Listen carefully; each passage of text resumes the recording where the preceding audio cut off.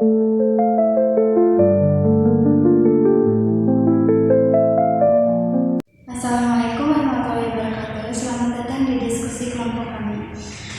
Topik hari ini adalah kemacetan menjadi persoalan yang tidak kunjung usai di DKI Jakarta. Sejumlah kebijakan telah dicoba namun belum berhasil mengurangi kepadatan lalu lintas di ruas jalan ibu kota.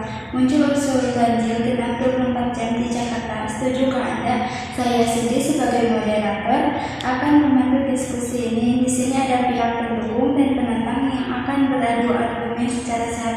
Mari kita mulai. Silakan pihak pendukung pertama yang menyampaikannya. Terima kasih, saya Redira mewakili pendukung. Ganjil genap 24 jam jelas bisa mengurangi kemacetan yang semakin parah di Jakarta. Selama ini banyak orang tetap membawa kendaraan pribadi karena merasa sistem ganjil genap hanya berlaku sebagian waktu. Kalau diperlakukan 24 jam akan memaksa masyarakat beralih ke transportasi publik. Ini penting untuk mengurangi polusi dan memperbaiki kualitas hidup.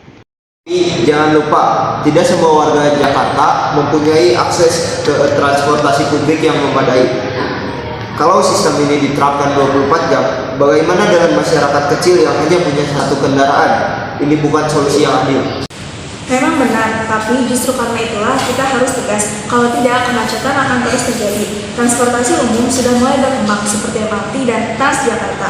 Ganjil genap bisa jadi langkah awal untuk mengubah kebiasaan masyarakat. MRT dan Transjakarta itu belum menjangkau seluruh Jakarta. Bagaimana dengan pekerja di daerah yang jauh dari stasiun atau halte? Ini akan menimbulkan masalah baru, bukan menyelesaikan masalah lama. Justru penerapan ganjil genap bisa jadi tekanan bagi pemerintah untuk mempercepat pembangunan transportasi umum yang memadai.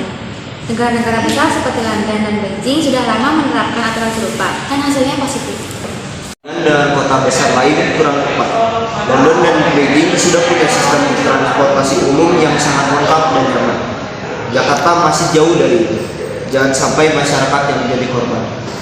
Penerapan ganjil genap juga bisa mengurangi polusi udara yang semakin buruk.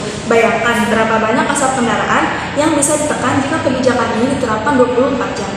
Setuju soal polusi, tapi harus ingat juga soal kondisi sosial ekonomi. Penerapan ini bisa memicu orang-orang membeli mobil kedua dengan plat berbeda, malah menambah masalah. Tapi pemerintah bisa mengatur kebijakan kepemilikan kendaraan dengan sistem pajak progresif atau pembatasan. Jadi, orang tidak harus membeli kendaraan kedua hanya untuk menghindari ganjil genap. Tapi semua itu butuh waktu dan persiapan matang. Kalau ganjil genap langsung diberlakukan 24 jam tanpa persiapan, rakyat kecil akan jadi korban. Solusi tidak akan pernah sempurna, tapi langkah awal harus diambil. Ganjil genap 24 jam bisa jadi pendorong perubahan besar di Jakarta. Pak, langkah awal harus adil.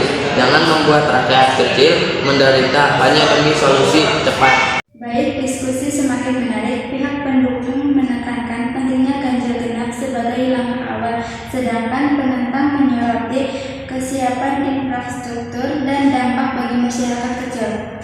Diskusi hari ini telah memaparkan dua sisi argumen. Pihak pendukung percaya bahwa ganjil genap 24 jam bisa mengurangi kemacetan, polusi, dan mendorong perubahan kebiasaan.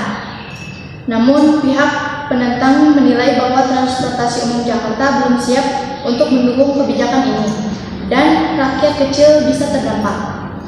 Kesimpulannya, kebijakan ganjil genap 24 jam bisa efektif jika dilengkapi pengembangan transportasi umum, sosialisasi matang, pengecualian untuk golongan tertentu, dan pelaksanaan yang bertahap. Terima kasih atas perhatiannya. Terima kasih kepada semua yang sudah berpartisipasi dalam diskusi ini. Semoga bermanfaat dan menambah wawasan kita semua. Wassalamualaikum warahmatullahi wabarakatuh.